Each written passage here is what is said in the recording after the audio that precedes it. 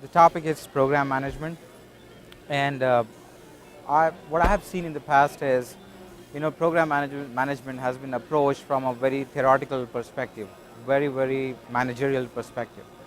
And I have a security architecture background, and I started doing a lot of program management, managing initiatives and resources and people, and that's when I realized that these two things have to merge together.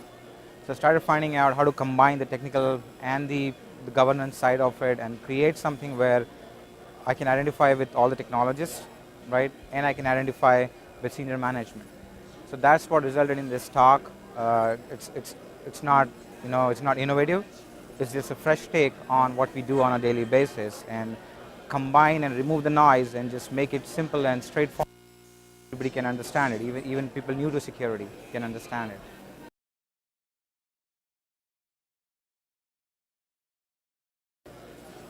A security architect, in my opinion, is the one that makes the difference between a real security program and a paper-based one.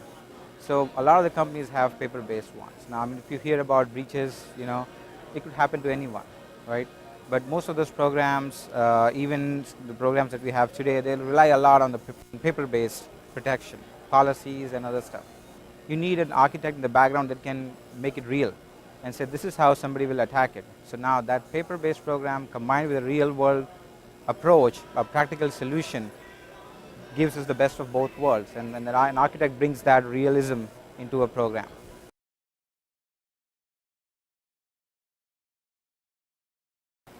Yeah, not to be specific, but in general, I think the biggest threats are around obvious holes or security 101s, right? Things that people know are out there, they want to address it, but somehow either they get lost because there are other shinier, bigger things to address. Either tools-based approach, a vendor said something that we should do this, or compliance-based approach where we are forced to do things in a certain way, and we ignore these basics, right? So I would say those are the biggest challenges, and that's where we find that most of the times they have the best of the breed solutions, but the basics are not covered because no one articulated the threats. No one said that here's an easy way where I can use what you have or a vulnerability that you have today and attack your network and show it to our practitioners.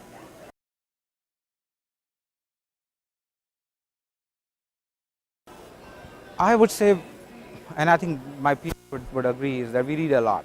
We read everything, right? We read most of the news that is out there, and no one can guarantee anything, right, in this profession. But in general, we read a lot. We try to learn from it. We compare what we have. We look at how other people are doing it, right? The sessions such as these are great places. Sometimes we are doing it, or we're giving it the best that we can. But when we talk to somebody else, we figure out that, oh, there's another way to do this, and here's how they have been successful in the past.